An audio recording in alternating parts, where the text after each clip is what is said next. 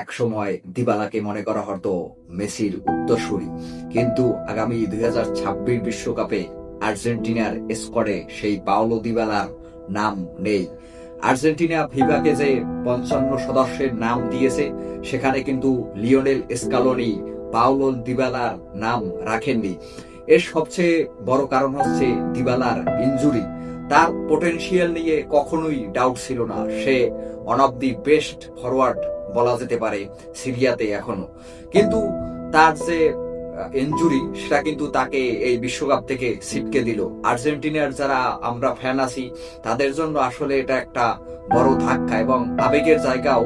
যে দিবালাকে একসময় আমরা মেসির পরবর্তী মনে করতাম, সে আজকে বিশ্বকাপে জায়গা পাচ্ছে না, সেটা সত্যি হৃদয় বিতরক। আপনার কি মনে হয়, পাওলো দিবালাকে কি আপনারা বিশ্বকাপে মিস করবেন? জানাতে পারেন।